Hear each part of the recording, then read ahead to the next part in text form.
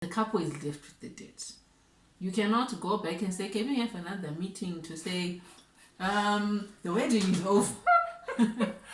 People ate 500 drumsticks instead of 400. These are my confessions. Yes, these are our confessions. Hi everyone, welcome back to my YouTube channel. My name is Rufaro. And I'm TK. Today we're going to be talking about how we planned our wedding. We're going to be sharing our experiences with regards to the entire journey, but focusing mainly on how you can plan the wedding that you want, as well as be able to save money in the process. If you believe that this is something that you might be interested in watching, then definitely you need to keep on watching.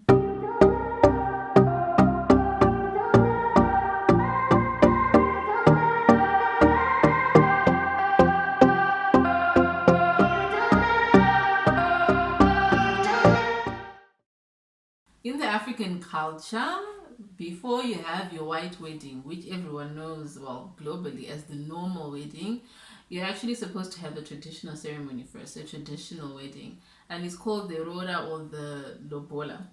It can be in the form of money or livestock. Yeah, so for some though, they really do. There are some parents that actually take advantage of this and they use the traditional ceremony as a get-rich-quick scheme, but really it's not meant to be like that. It's just meant to be a token of appreciation from the groom-to-be to the family of his future wife to say thank you for raising our child, and it's a sign of respect as far as our African culture is concerned. For TK and I started planning our wedding before the lobola, before he'd even proposed, because we got engaged.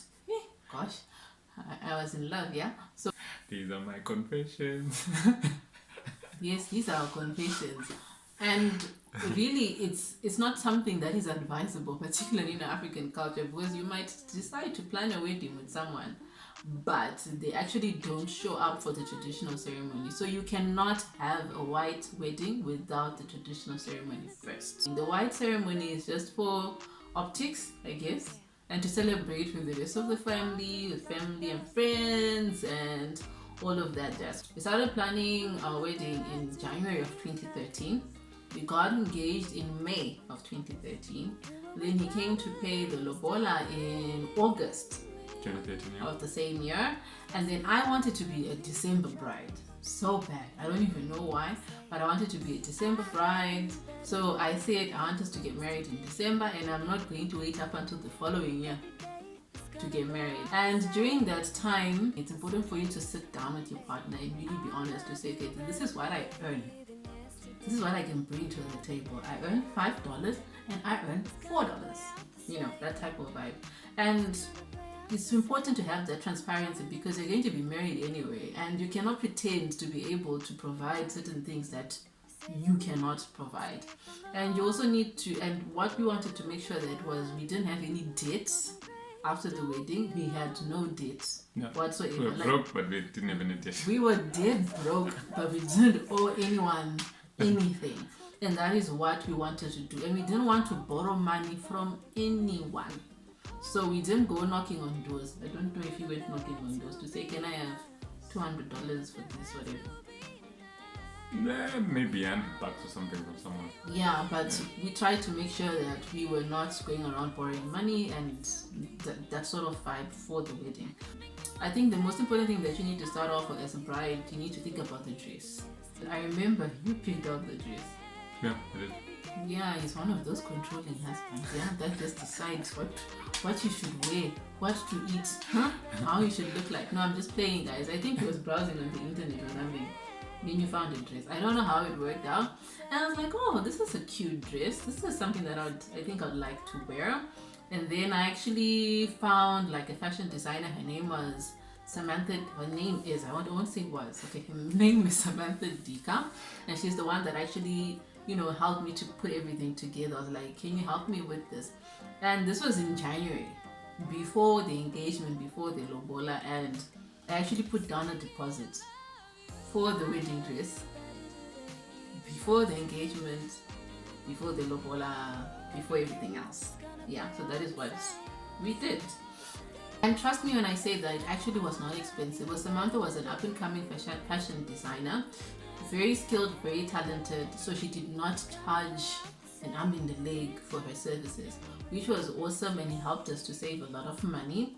And one thing that I also think also helped us is the fact that in terms of being able to plan, we gave ourselves an entire year to plan the wedding. Because imagine if we started planning the wedding in January and only got married in December. That means we had the entire year for us to be able to spread our expenses and be able to plan accordingly.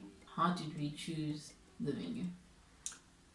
But I didn't want to go venue hunting at all, actually. And then you forced me to go one we day. went and we saw like... And the first one we saw, I said yes, or the second one we saw? It was not the first one. Remember, I think we went to like 3 venues, if I'm not mistaken. But they were definitely not more than 3. I think there was 2 or 3 venues that we went to, because he did not want, and I was like excited. I was like, oh, I want us to go and do this. And there was one that was really far away. Like far away is in out of town, not far away is in like far away, but was just out of town, right? Yeah, just out of town. It was just out of town. And when we went to see this venue, we were really taking into consideration how much it would cost for us to be able to have it. So we chose a venue that had everything. So on the point of selecting a venue that had everything within one venue, it reduces your cost on this. Every supplier we are going to hire for anything to bring whatever they have to where you want it is going to charge you for the transportation. Oh yeah. So that bill just keeps going up. So you might actually think, oh, they're cheap, right? But the moment you tell them where they're supposed to take the stuff, then that price goes up. So that's one thing that you need to be aware of. At the end of it all, it becomes difficult to coordinate different people with different business ethics to come and make something happen. And I think the biggest thing for us when we were making sure that we were planning our wedding was to make sure that we were not overspending money that we did not have, because there is life after the wedding, and we also wanted to have money immediately after. Like immediately after, like at night, at midnight, when the wedding ends, reality starts kicking in, and you got all these bills and all that stuff, and we did not want to have to experience that. So we were looking at our venues and looking at our budget. And then for the location is important when you're planning your wedding.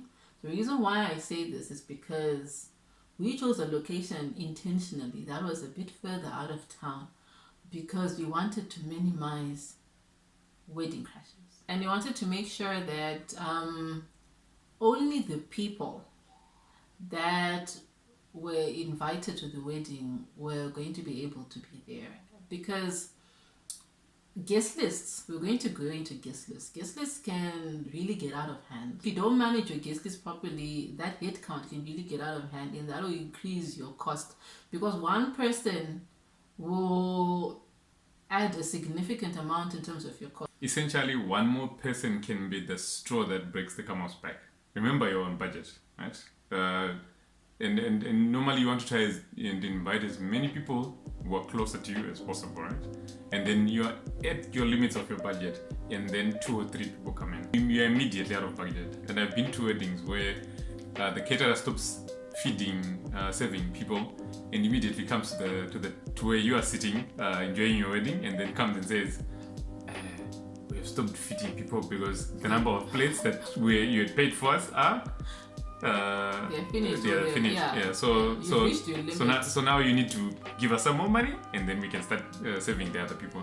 And to your surprise, the people who are actually the closest to you have not been fed. If I crash a wedding, I'm gonna be the first one to eat. Yeah, because wedding crashes can really be wedding crashes can be a real cost, and they can be a serious inconvenience to the things too, and they can actually ruin your day if you don't manage them properly. For the guest list, I think the guest list is where most of the drama happened as far as the challenges that we faced. We started at 150 for our wedding, and when our family started getting involved in terms of, they now so what happens when you're planning a wedding, you have wedding meetings. What? You're laughing at me. So usually what happens is that when you're planning a wedding, there's specific family members that may say, we need wedding meetings either fortnightly or every week or every month, depending on how far off your wedding date is. But for most, they'll say probably every 2 weeks, let us meet up and let us see how far you are with the wedding so that we can see that things are moving smoothly. If there's any help or guidance that the couple needs, then they're bombarded with advice during that particular point in time. Okay, so for us, we did not want meetings. I think at most we had 2 meetings. Yeah, 2 or 3 meetings, yeah. Maybe 2 or 3 meetings. I've never liked meetings in general. In those particular meetings, if you do not stand your ground with regards to the things that you want for your wedding, that wedding will cease to be yours. It will belong to everyone else except for you. Particularly if you're on a tight budget and you do not have the funds that you need for you to be able to plan your wedding. There are other people that may decide to help you and put money towards your wedding, but in the process they forget to let you plan your wedding and enjoy your moment, and then they feel entitled, or they just automatically take over your wedding because of that, and you feel powerless. Well, they are investors in this wedding, right? So okay, yeah, because they are investors in this venture, in this business venture that you decided to go into. So yeah, you need to be really careful with regards to that. For us, we tried to manage outside influence as much as possible. Not to say we did not seek guidance or we did not, sit down with other people, but we really tried to make sure that the wedding was our own, and we didn't want things to get out of control, to get out of hand. Because initially our wedding guest list had 150 people. His idea, not mine. Okay, just our idea. We are one. Yeah, so you take the heat. I can take it. It was my idea. Okay. Well, actually, it was because I had gone to one where there were 50 people. And it was, I still remember that wedding. I think we actually went. Did we go to the same wedding together? No. That was before we went. And there were 50 people, and I was like, oh, this I like. Wedding, our guests started at 150, and then my mother came and she was like, no, 150 is too little.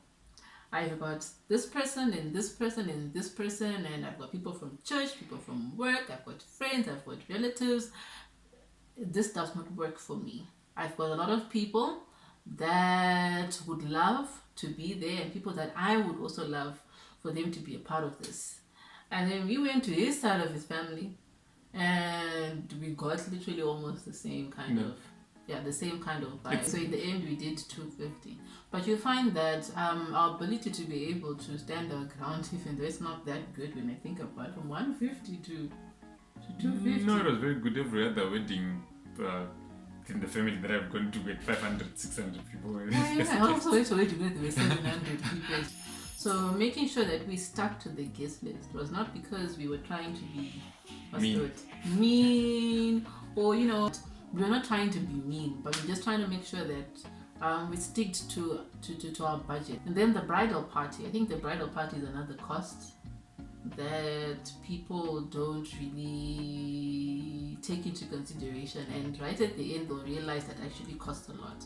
What we did not want, I think when we were planning our wedding, usually when you're asked to be a bridesmaid, there are 2 things.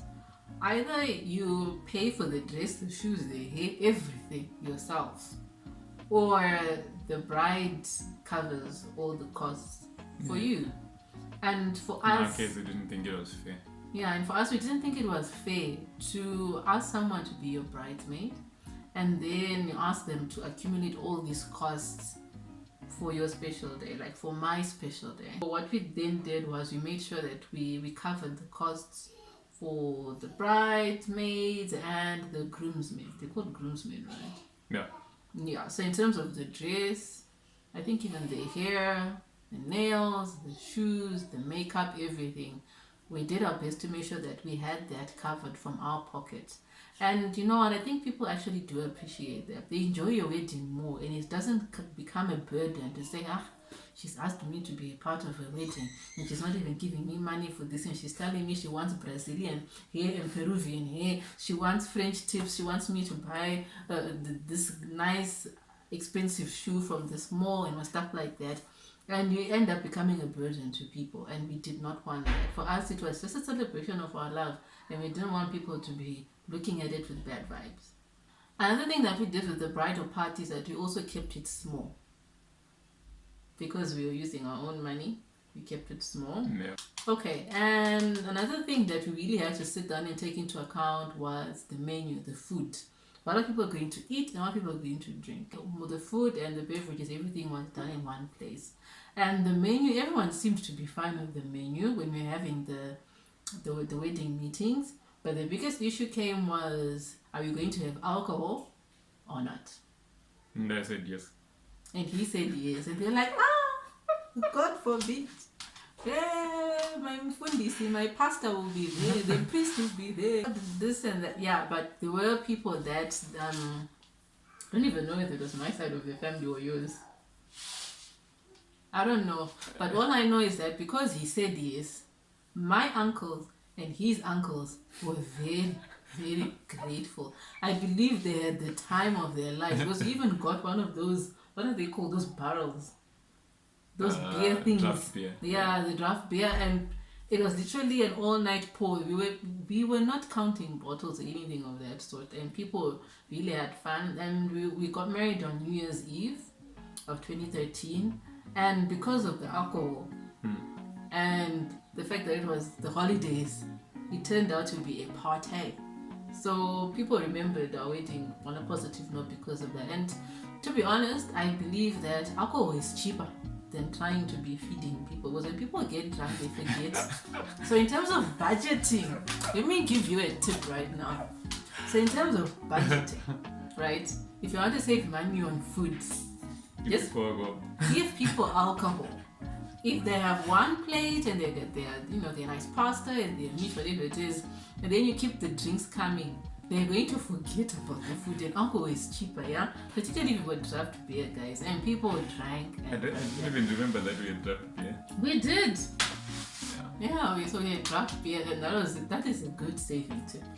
Yeah. I would say this. I know everyone wants to have most girls or young women want to have their white wedding.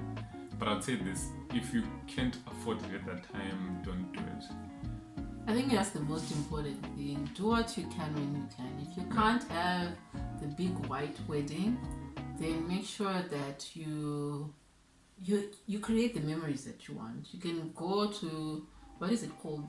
The courts. What is it? Yeah, just go to court and... Yeah, you go to court and you have your beautiful ceremony, and then you can have dinner with close family and friends afterwards. If you then decide a year later on whatever to then have a nice big ceremony, then you can always do that.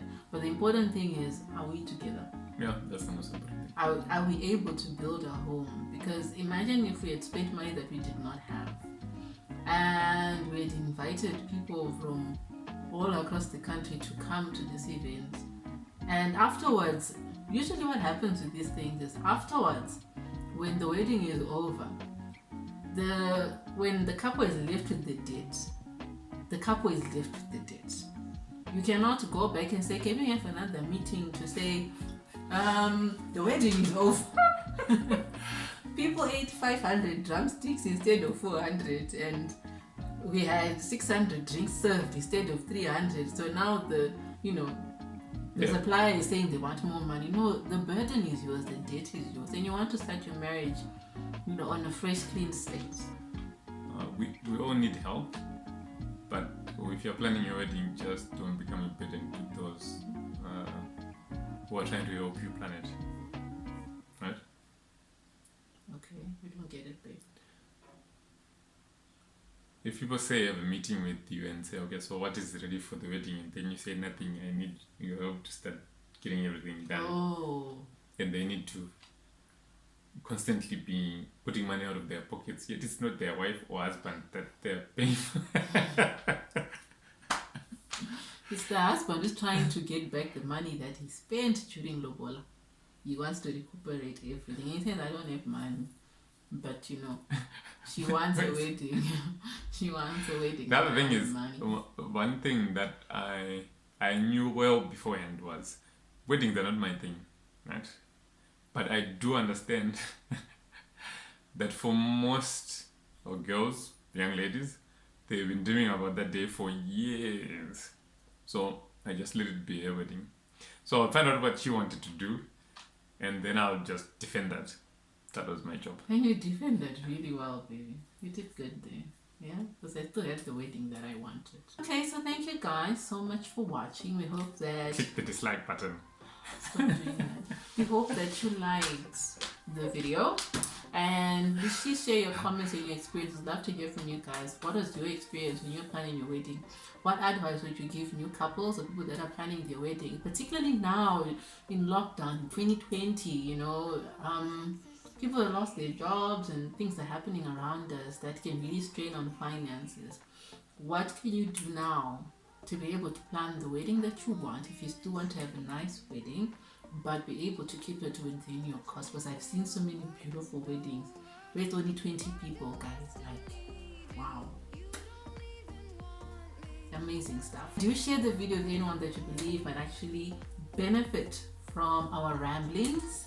And yeah, they are rambling. We'll see you at the next one. Bye. Don't you know?